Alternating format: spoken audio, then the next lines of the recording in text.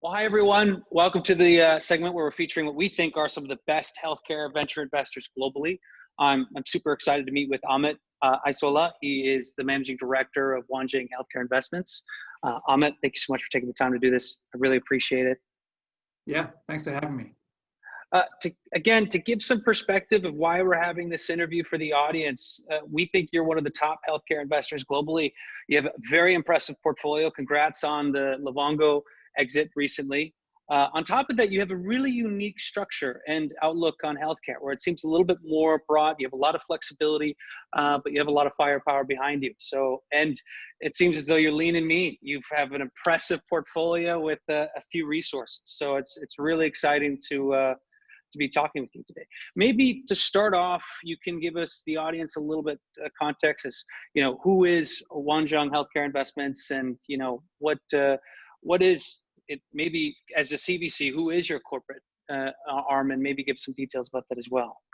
Sure, yeah. So let me start off with the parent company. So Wanxiang America, we're a Chinese company. In China, we're one of the largest automotive components businesses in the entire country. So we're a massive conglomerate in China. Here in the US, where our core focus is also on automotive components. And we have operations in multiple states here in the United States. We, for the last 10 years or so, have been building out investment vehicles in areas outside of the core business. So we've been investing for the last 10 years in areas such as real estate, oil and gas, metals and mining, clean energy. So we're very diverse on the investment side. And typically these investments are non-strategic from a philosophical standpoint. It's all about just diversifying our overall portfolio. And about 10 years ago, 4 years ago, the company decided to go into healthcare. And they brought me on board to help build up that group. And really, we came in with a clean slate. We could really just look at any area of healthcare that we were all comfortable with, and we could invest in the types of deals where we had a lot of comfort. And so in 4 years, we've made 22 investments. 17 of those investments are in digital health, which is really my background. I've spent most of my career in digital health, either as a management consultant. I was an operator for a little while at a small healthcare startup, health IT startup. Most recently, I was an investment banker for 10 years, focused primarily on digital health. And so if you look at our portfolio, it's really reflective of my experience and my background. 17 of those are digital health companies. We have 3 medical device companies.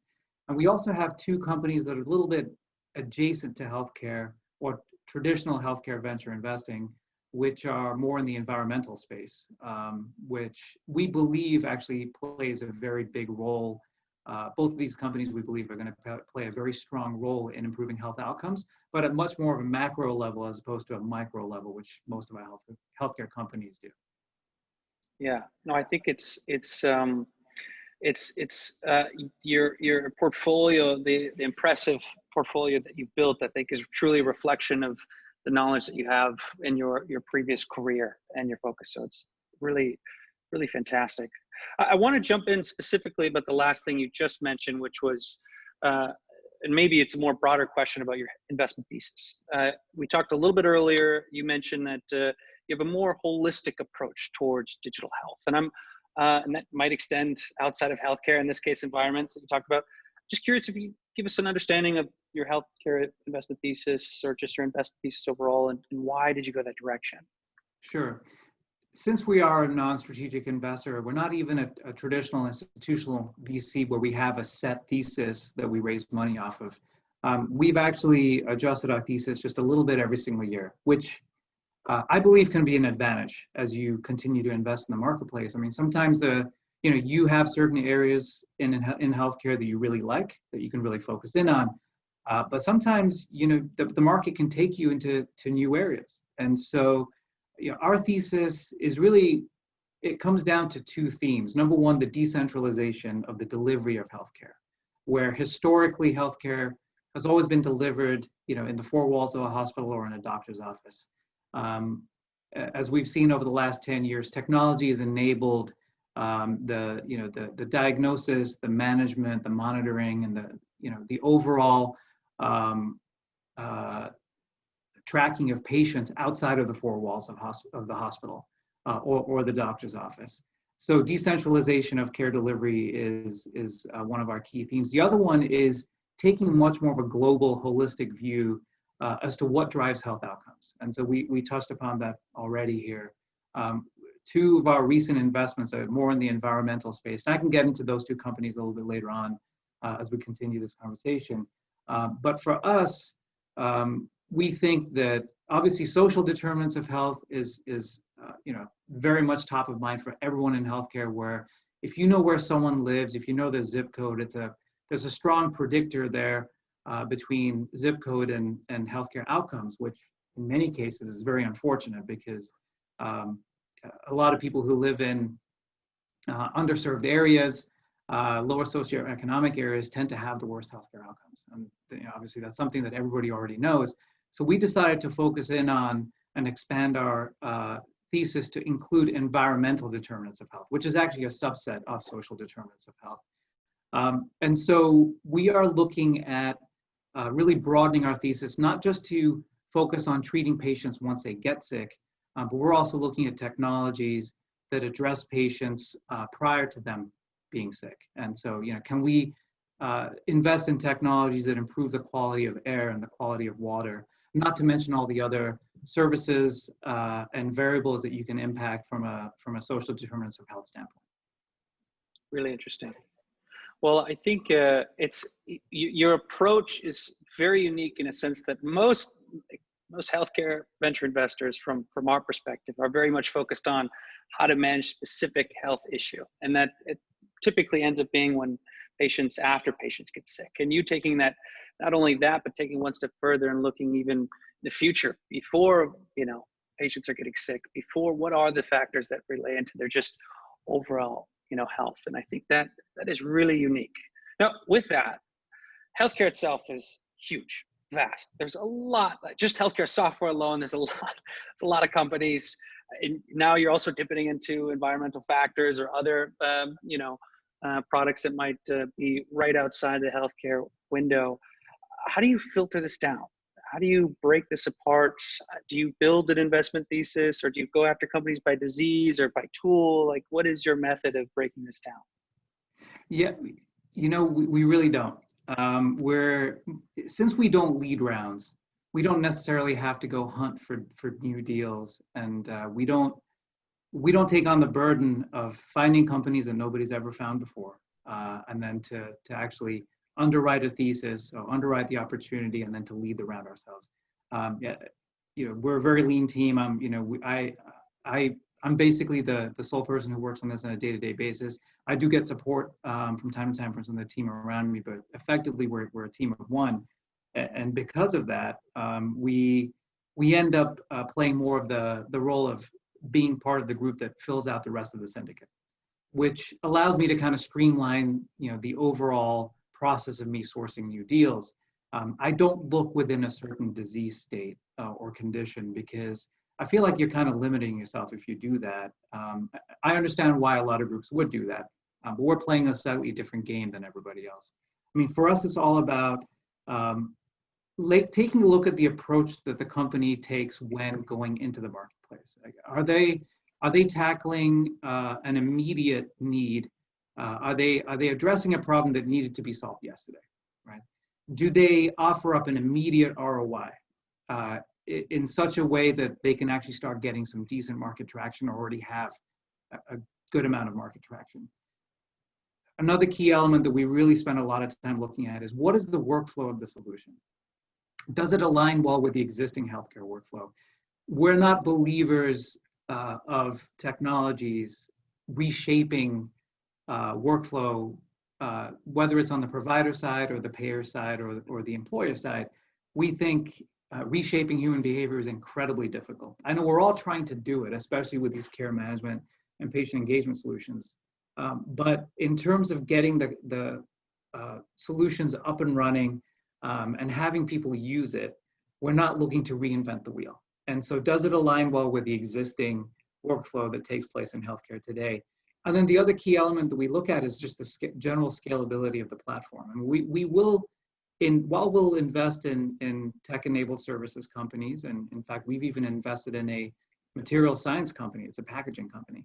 Generally speaking, we are partial to pure tech software companies that can scale like software companies. And some of the key elements that we have to pay close attention to there are, is this an easy product to use? I mean, will people actually use it? You know, you can have companies with an incredible amount of capabilities on the platform, but if it's not easy to use, people just aren't going to use it. And especially in healthcare, where workflows are going to require simple solutions to solve big problems, the actual quality of the workflow is hugely important to us. So I mean, to summarize, you know, we don't focus on specific disease states or specific conditions. We're going to be more opportunistic when it comes to that.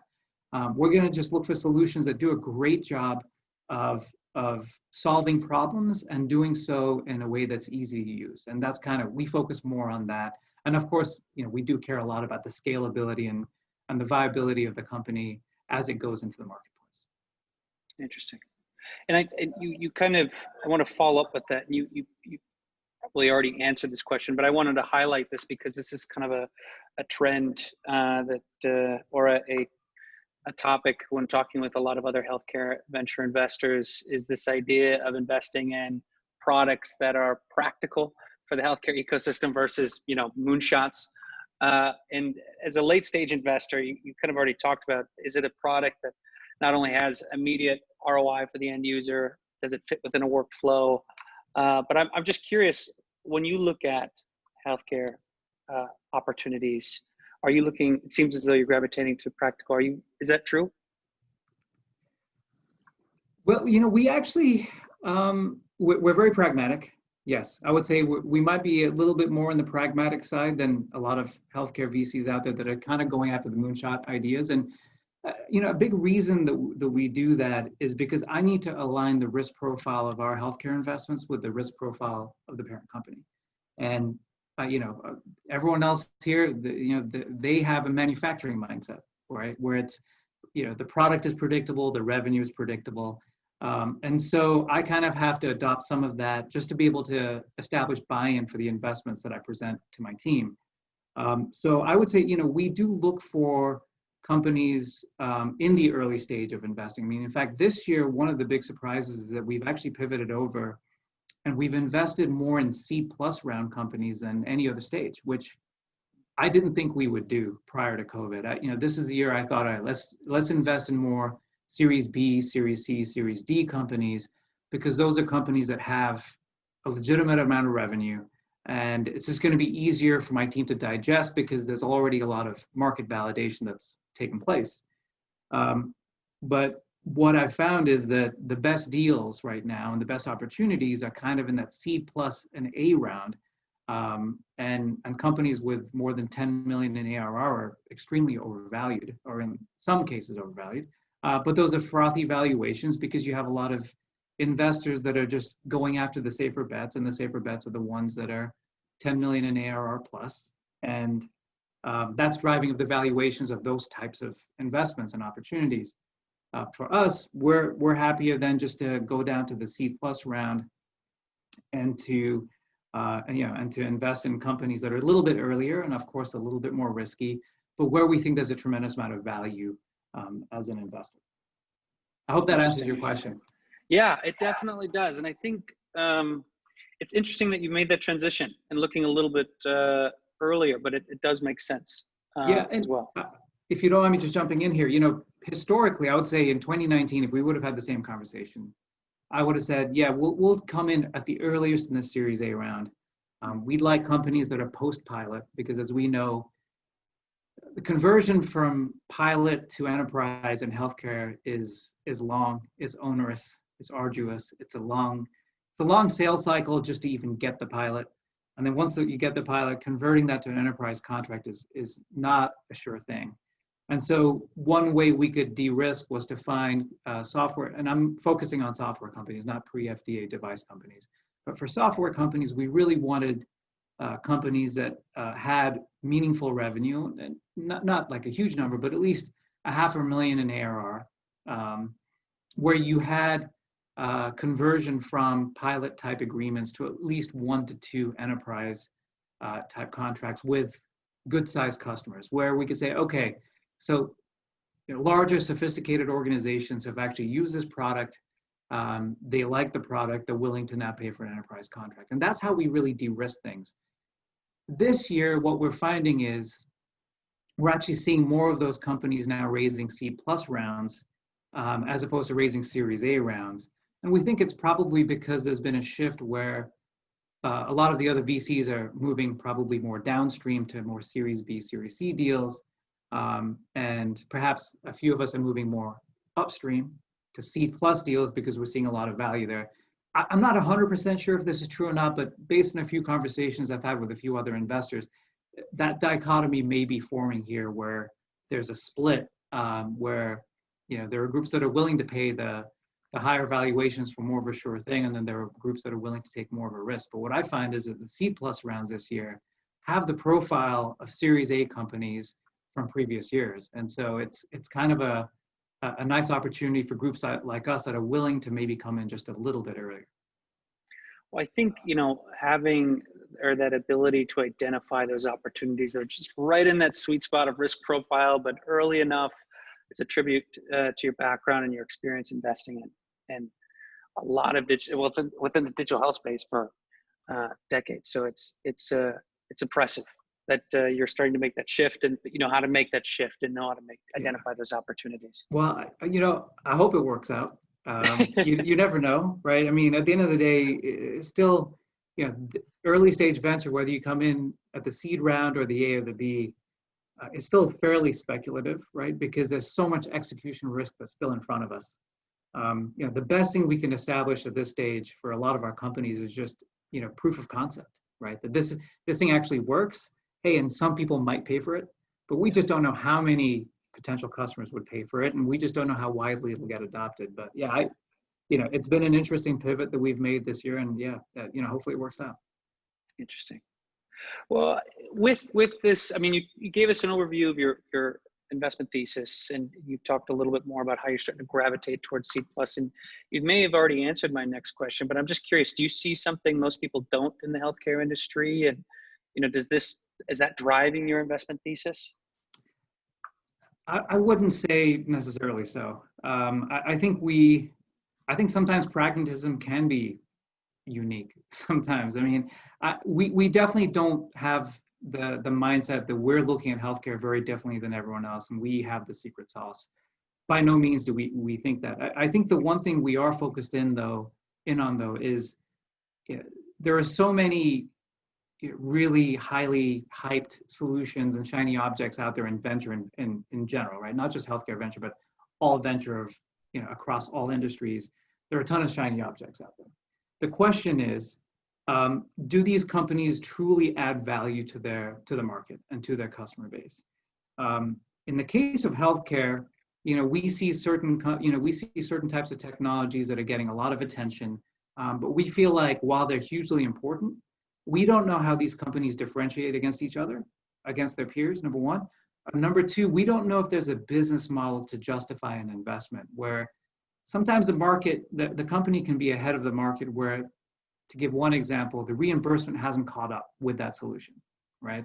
Where there's a big question of who's actually going to pay for this. And so we like to take a very pragmatic approach where, from a technology standpoint, for example, the analogy I like to use is everyone is looking to build Ferraris, but the roads haven't been finished yet. And so it brings us to the whole notion that you have a lot of siloed data, and interoperability is something that everyone's talking about, but it hasn't really been achieved by most companies or by most stakeholders in healthcare.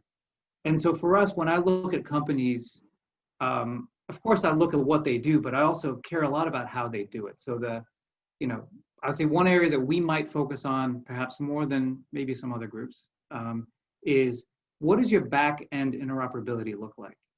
There's a process called extraction, translation, and loading, ETL. Walk us through your ETL process. And I'm not really a coder, I'm not a tech guy, I'm not a data architect, but I just want to make sure that the type of data that this product needs, that this company needs to succeed as a platform, is the actual type of data that they can get their hands on, and that there isn't a ton of manual manipulation that's necessary to be able to make that data usable. And that's where the interoperability piece comes in. And so that's, we're not focused too much on shiny objects. We're kind of more focused on the blocking and tackling of healthcare, which is gritty, it's not sexy, but it's hugely important. But if you look at a lot of our companies in our portfolio, they do that part really well. It's the interoperability piece, and then as I mentioned earlier, it's the workflow piece. They do a very good job of making it easy on the back end to integrate all the data in a way that it's usable. And on the front end, it's a very simple user interface, and it's just easy and intuitive to use. And so, yeah, I think that's an area that we focus on. I would say more so than the actual horsepower of the solution, or the potential of what the solution could do down the road, because we think that simple solutions that are well executed tend to win out in healthcare. That's, so once again, I don't think that's any different than maybe some other investors out there, but that's kind of what works for us. I really like your Ferrari analogy. I think that's spot on.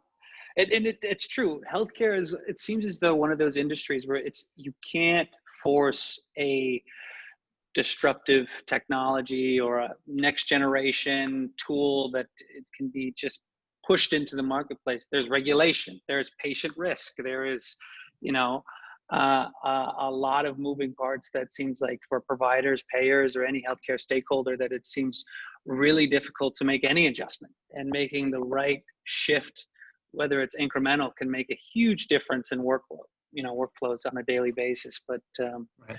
yeah, I concur. I think it's a great point.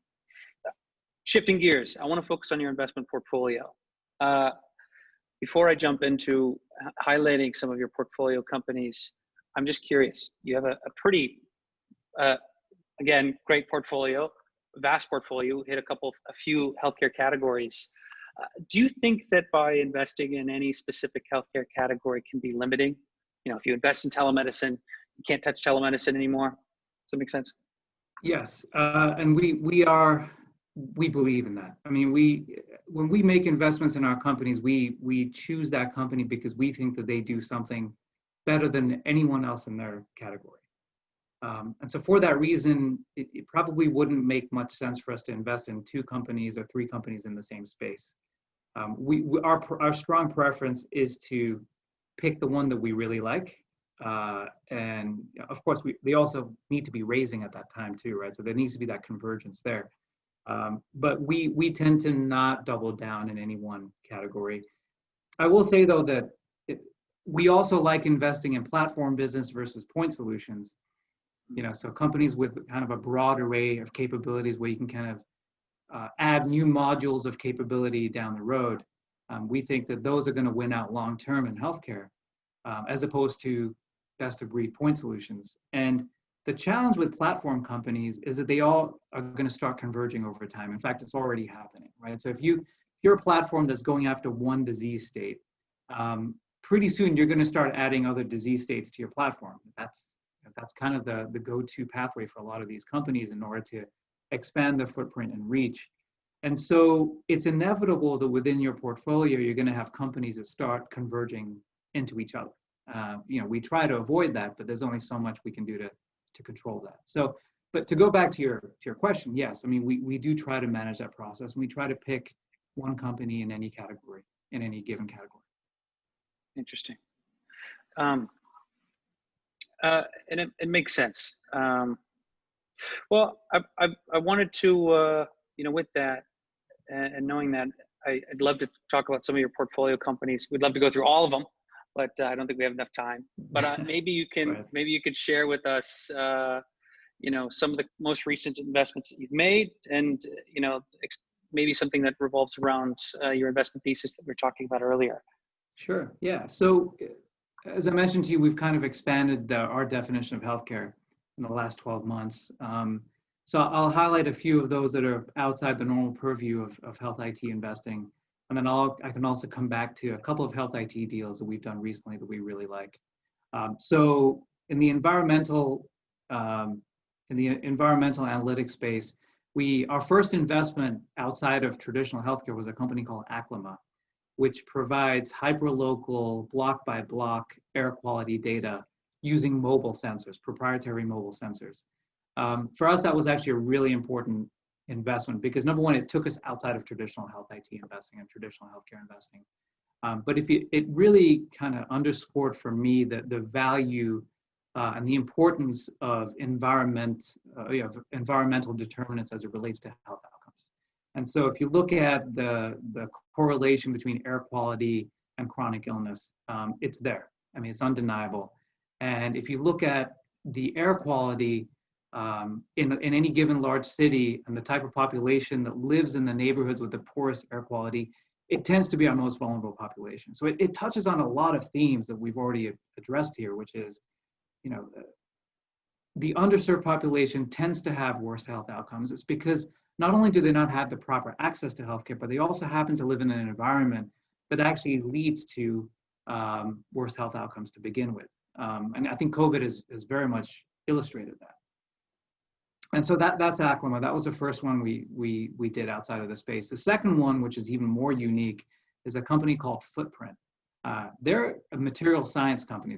They offer up packaging for food companies that is completely biodegradable, compostable, and marine soluble. So this is packaging that can actually hold food and liquids for far longer than typical biodegradable products, and is being used by companies such as ConAgra, Tyson Foods, Beyond Meats. And really, it's hugely important for us because it addresses the PFAS and forever chemicals crisis that's taking place in our drinking supply right now. I mean, I think the stat is, we're consuming an average of 1 credit card worth of plastic, every couple of weeks through reheating containers that have plastic linings, or through our actual water supply itself. And there's a strong correlation between PFAS, forever chemicals, and chronic illness. And so once again, we're taking much more of a macro approach and addressing something that's impacting the entire population. And that's why, I mean, we're extremely excited to be investors in Footprint. And that company is doing incredibly well. I mean, they have huge contracts with a lot of large CPG companies. Once again, it's representative of kind of our more global view of healthcare. Bringing it back to digital health, our two most recent investments, I think, illustrate some of the characteristics that I was looking for in our companies. The most recent one we made was in a company called Watershed Health, which is actually it's a care continuity platform in the post-acute space. It's a kind of a mix between interoperability and care management for patients who are being discharged from the hospital and being sent out either to post-acute care settings or basically going home for additional home care. What you end up seeing with this population historically is that once they leave the hospital, the health system has no idea what happened to them. I mean, did they even show up to the post-acute care facility? We're not totally sure. If they do go home, did they receive care at home? And a lot of times, the only way you find out what happened to that patient is when they get readmitted back into the hospital.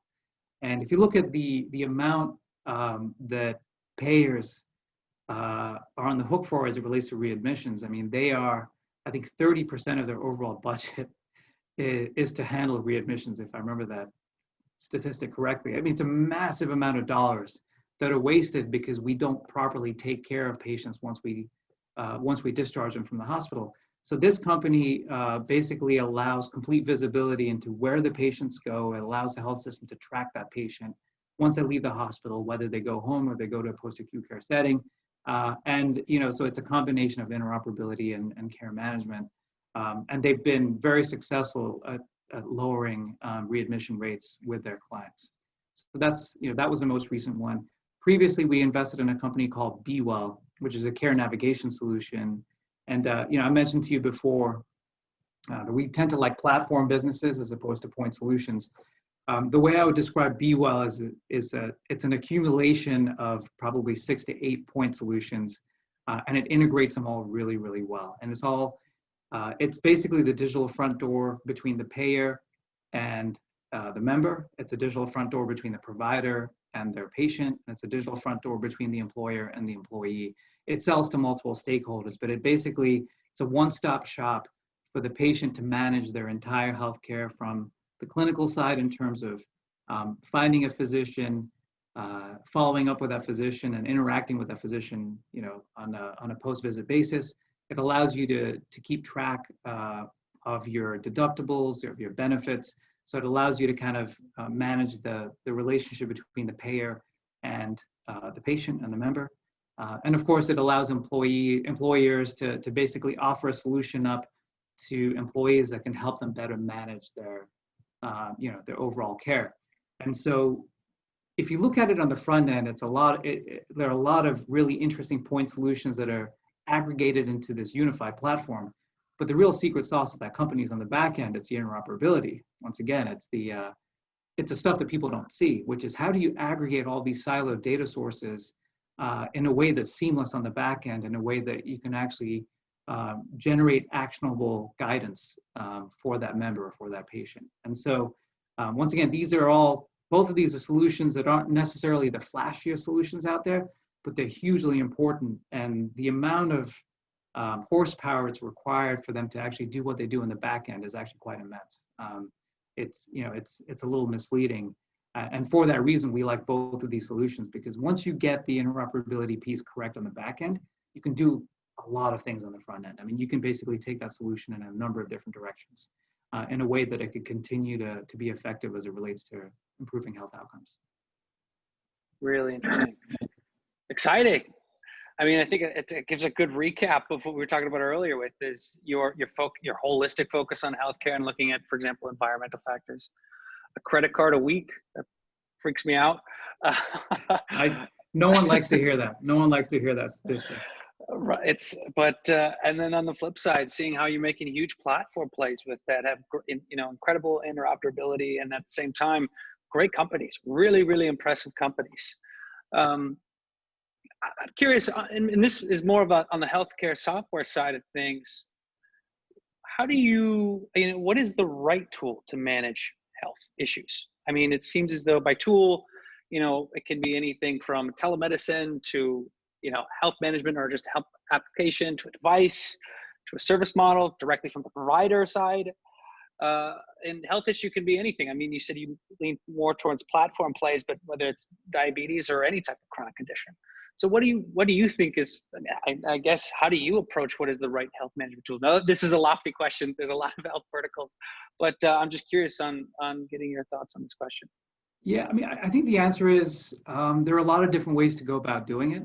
We don't really zero in on any one type of tool, whether it's telehealth or any other tool, as kind of the go-to delivery mechanism. We think that actually it's going to require an aggregation of multiple tools within a platform. So it kind of brings us back to the whole platform and kind of hub idea, where why don't we plug in a variety of different tools, whether it's patient engagement oriented tool, care management, population health, whatever it is. Let's basically plug in a variety of different capabilities on the back end and a variety of different ways to touch the patient on the front end. But let's do it in a way that is integrated. Let's do it in a way where the delivery of the content and the delivery of the care guidance is seamless on the front end. To answer your question, I think it's going to require a multitude of tools, whether it's remote patient monitoring, so you have remote sensors, you have telehealth, you're going to have patient engagement solutions that are app-based.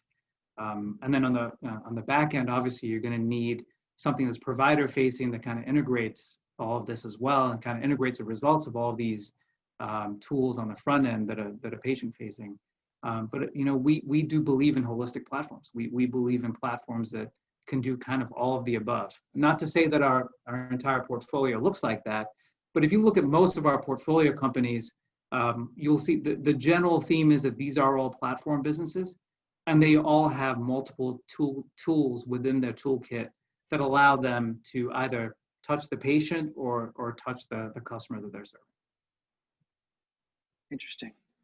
It definitely makes sense. And it seems as though platform plays maybe harder to start with, as they require a lot of capital, and Yeah. it's much broader, and the interoperability is probably much more challenging versus what you talked about, a tool that's built for a specific type of condition and then tries to expand outwards. Are you looking for more of those tools that are expanding outwards, or you try to start with the companies that are already a platform play that have interoperability, or maybe companies that have that ambition to become a platform play, but they're not quite there yet now?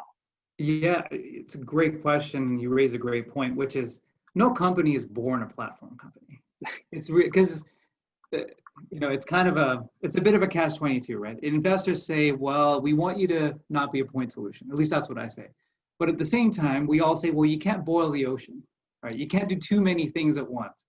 So it's kind of there's a really fine line that an entrepreneur needs to walk where, yeah, you're building out capabilities and you're adding to these capabilities and adding modules over time where we want you to become a platform business.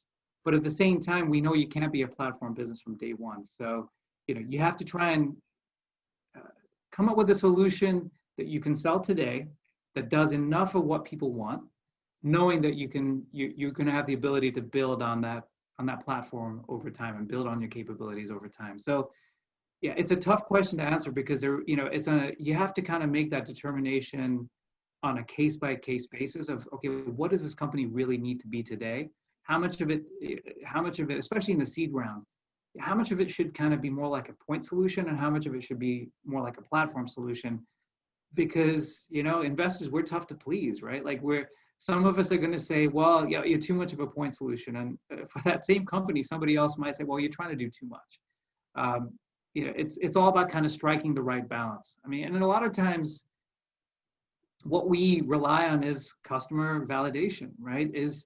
Are your customers actually using it? And do they like it? And how do they speak about it? And how quickly were they able to adopt it, right? So scalability isn't just looking for companies that are, pure tech, SaaS margins, with, 80% gross or 70 to 80% gross margins.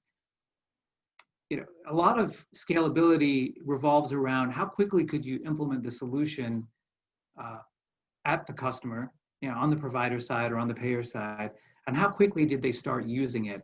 And you're right, sometimes you can't be a platform solution at the seed stage and then expect people to really adopt all your features and capabilities when there's only a certain amount of the feature set that people really want today.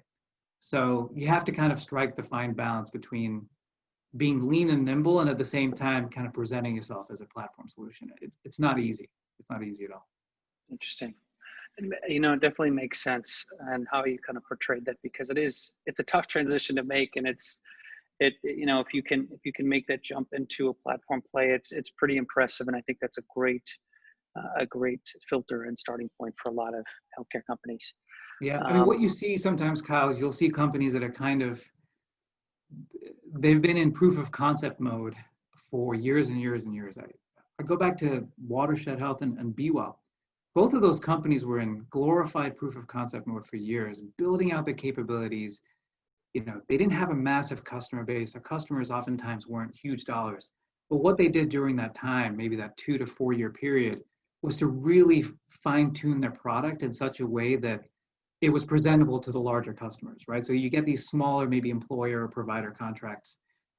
You start building out modules. You start proving out the solution with your customers. You get them to provide feedback on what's working and what's not working. And that's where you can go from a point solution to a platform solution, is while nobody else is really looking, but people are actually still using it. You have a smaller customer base that's actually using it. And then you reach a point where all of a sudden now you land your first large payer contract. It's a pilot usually, right? It's not going to be a large, enterprise agreement, but it's a pilot. And payer pilots can be pretty big. I mean, some are small, some are big. But once you get that, you're kind of off to the races at that point. But the years of hard work it gets to that point, that it takes to get to that point, a lot of it is just kind of honing the capabilities of the platform and kind of really shaping what the company can do today, and then setting it up for modular additions from a capability standpoint in the future. Interesting.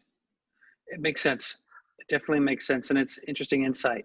especially for some of your portfolio companies. I know we got roughly 10 minutes left. Is it okay if we go a little bit over time, or you got a hard stop? No, I'm good. Okay, great. I just have a few more questions. I wanted to transition now to more general healthcare market questions. Healthcare software itself has been notorious for having super long sales cycles, really difficult to work with providers, payers, et cetera. How do you approach something like this? Does this affect the type of how you evaluate certain startups? I mean, do you feel the same sentiment as well? Yeah, I mean, healthcare is notorious for its sales cycles. It's it's not for everyone, right? It's not for the, you need a stomach to invest in healthcare technologies. Yeah, I would say that we know that our sales cycles are going to be long. I mean, if you're going to land a large payer contract, for example, which is what so many companies aspire to do, it takes years and years to get that, to get that enterprise contract to a place of maturity, right? You have to first land the pilot, which could take 18 to 24 months. And then from there, you have to go from the pilot to the enterprise contract. So what we like to do is we actually like to invest in companies that sell to multiple stakeholders within healthcare. So, we're a little bit hesitant to invest in, for example, companies that go to only providers and health systems, especially right now when providers and health systems, I mean, they're really struggling. They've taken a huge financial hit this year. We're not sure what kind of a budget they're going to have to adopt new health IT solutions moving forward. Not exactly, the ideal customer today. Historically, I've always liked going for companies that sell to, say, providers and payers, or providers, payers, and employers, self-insured employers. And if you can invest in a company that sells to multiple stakeholders in healthcare, I mean, really, you're just de-risking your overall investment. It's not easy to do so. It's not easy to go after multiple stakeholders, but at the same time, it gives you more optionality, because the hope is that at least one of those two customer bases, or one of those three customer bases, really sticks. So it turns out to be a customer base where you can really get revenue traction. So that's how we do risk it, knowing that the sales cycles to every stakeholder in healthcare is pretty long, and it's a very arduous process. Interesting. Yeah, I think it resonates with the sentiment of you have to have the gut to take on the healthcare ecosystem. It's tough, and I don't think for most companies that we've spoken with, there's not really a secret sauce. It's brute force. Yeah, that's right. It's persistence, it's luck, it's timing. There are a lot of different reasons why companies succeed and other companies fail, and it isn't always based just purely on the quality of the platform, right? There are a lot of other variables that play into the success of a startup. Yeah, well, that's a good way to close that. I wanted to ask you, because you have a handful of different products that touch health management, you have a few devices, remote patient monitoring, and some overlap in telemedicine, especially for health management related solutions, regardless of the type of tool that's being used. What is your thoughts on what is the business model for these type of applications? I mean, we've talked about who pays. It's really challenging to figure out, for a lot of the future of healthcare and a lot of the healthcare software solutions, especially as digital health is rising, is the right reimbursement models. Are we going to see more fee-based services? Is this going to be something that's per patient, for payers, it's going to be per patient subscription fee? What is the business model that we're going to start to see more of that's practical for a lot of these health management tools? Yeah, I mean, I think that's a hugely important question for all investors, including yourself. Historically, fee-for-service has always been 80-20, right? So 80% fee-for-service, 20% value-based care.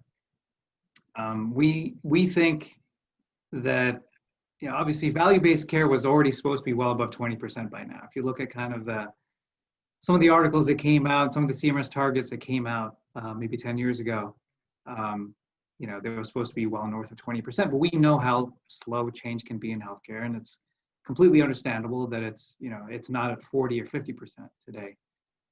I think it's going to slowly increase over time. Obviously, we have to think about, which which group is in power, right, at the federal level, and kind of their view of all of this. But generally speaking, I think the payers, who are hugely important stakeholder in healthcare, are going to start moving more and more, and it's going to start implementing more and more kind of value-based type arrangements with their providers. I mean, it's kind of the go-to move to be able to at least increase accountability and to manage costs and hopefully improve outcomes.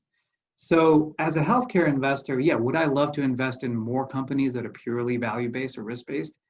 I would, but I have to be really mindful of the fact that that's not where the cash is flowing today. I mean, it's still a heavily fee-for-service universe. So we have to keep that in mind. I mean, most of our platforms or most of our portfolio companies are still fee-for-service for the most part, right? In terms of where they're generating the majority of their revenue. Risk-based arrangements are ones that can be a little bit tricky, and everyone's still trying to figure that out. So I think as an investor, we're just going to go where the market takes us, right? We're not going to just go after companies that are just purely risk-based or value-based driven, because we don't know what that's going to look like. We don't know how these companies are going to succeed.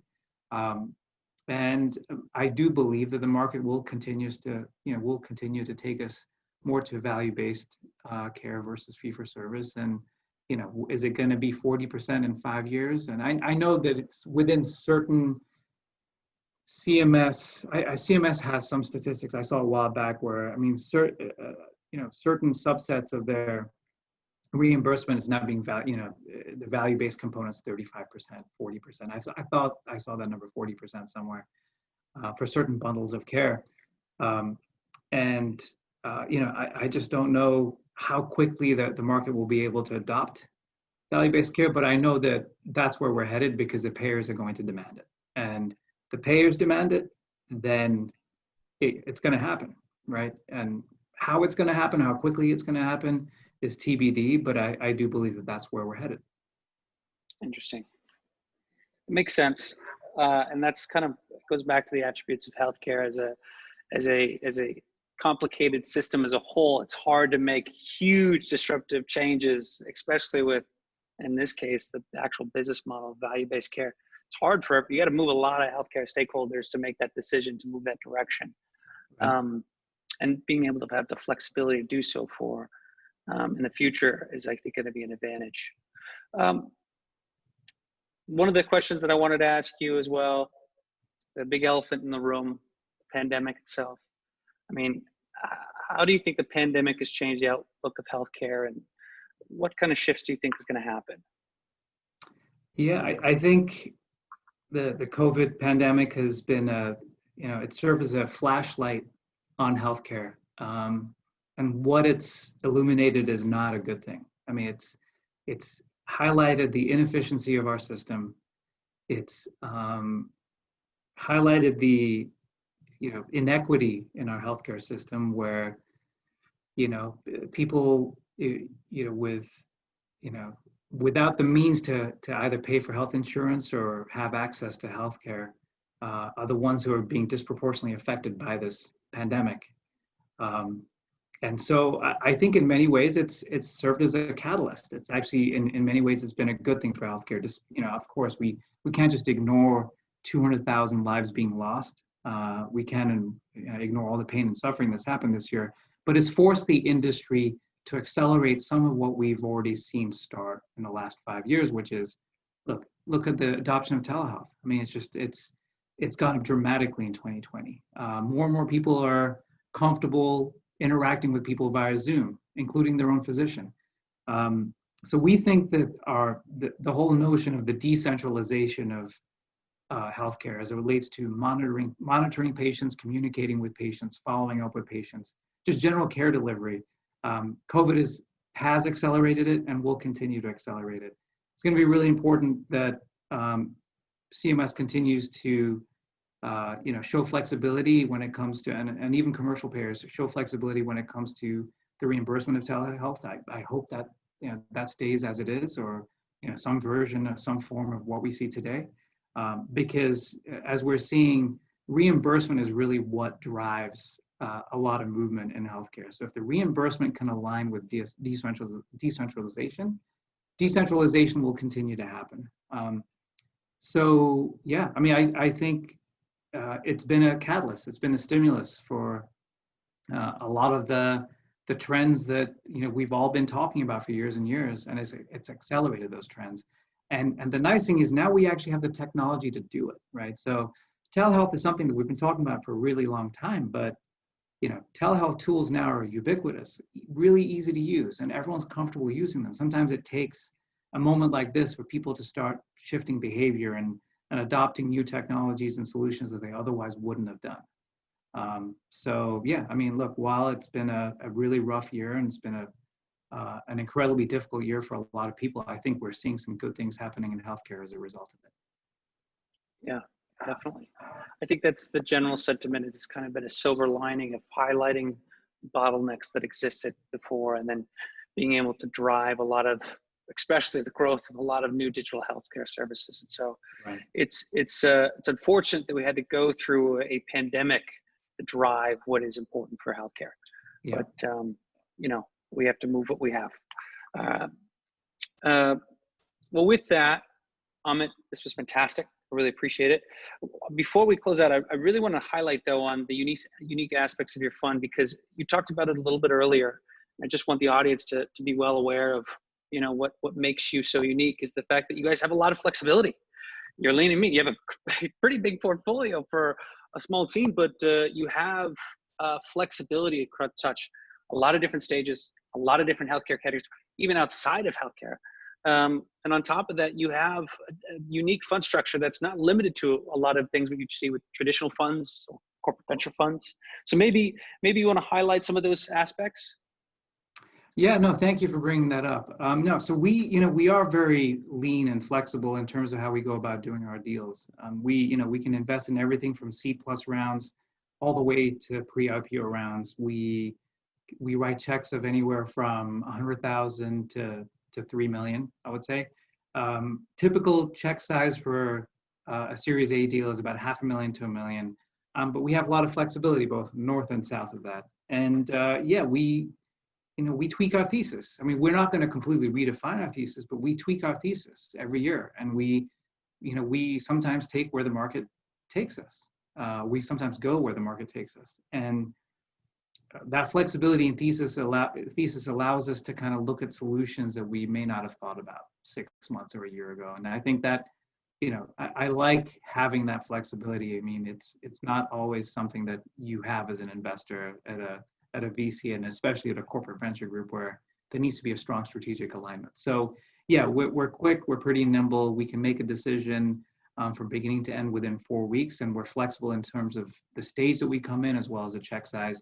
What's important to us, I've already mentioned quite a few times in this call, but it's all about, really focusing in on companies that address key problems that are relatively easy to use, easy to adopt, and where there's a really pragmatic approach to driving value, both to the customer as well as to the patient. And so, yeah, we're going to continue to, that's always going to be the benchmark. That's always going to be something that we look at whenever we're looking at our companies, right? We might look at different types of companies, but the way that the companies go about doing their business and the way that they continue to add value in the ecosystem, those characteristics remain the same across our entire portfolio. And that's kind of, it aligns very well with the company's mission over here and the company's risk profile as well. Awesome. Incredible. I mean, it's really impressive what you've been able to do with the fund for the last, you mentioned 4 years, and the portfolio that you've built. And I think this is one of the big reasons why we want to highlight you as one of the top investors in the space is a lot of flexibility. I mean, you're looking at a lot of, especially healthcare space, you have a fantastic portfolio. Your approach to healthcare is very practical. And then you, in comparison to most other venture investors, and even more specifically healthcare venture investors, you are probably, having a lot of flexibility makes it one of the most interesting investors to work with, I think, across the healthcare venture ecosystem. So really unique, really impressive. Well, yeah, with that, appreciate you saying that. Thank you. Yeah. With that, Amit, I'm curious, is there anything that you wanted to announce or share with the audience, or any asks that you have before we close out? No, I mean, I would say no specific asks or anything like that. If feel free to find me on LinkedIn. If if you happen to find any interesting ideas, or you're an entrepreneur that's looking to connect with us, and you think that we're like-minded, I would love to connect with you. And that's pretty much my only ask. So yeah, Kyle, really appreciate this. Thank you for this opportunity. Really enjoy this conversation. Awesome. Thanks, Amit. And again, for the audience, why we had this interview, what was the purpose of this conversation? I mean, we think that Amit is one of the best healthcare venture investors globally. You could see that not only through the investment thesis, about not only looking at just healthcare software, but also outside of healthcare. And that could be social determinants of health. We've seen that with some of your impressive portfolio companies like Footprint. On top of that, you have a really practical approach of looking at healthcare software, looking at interoperability, but something that actually works within the workflow of a lot of providers or a variety of healthcare stakeholders. You're a platform play guy, but you know what is the right sweet spot to go after that. And at the same time, you have the flexibility of write checks from C+ all the way to Series E if you wanted to. But then you have the ability to also change your mandate within every few years and follow the market, which I think is going to be really attractive for a lot of founders working with you. So with that, thanks again for doing this. Again, super impressive what you've not only accomplished in the last 4 years, very impressive portfolio, but also seeing your outlook for healthcare in the future, especially how that's pandemic has changed that. I'm really excited. And thank you so much for doing this. Yeah, well, you should be our PR guy, Kyle. That was an incredible, succinct summary, and it was yeah. I really appreciate that. But that was yeah. You did a great job of encapsulating who we think that we are. And once again, thank you again for this for your time today.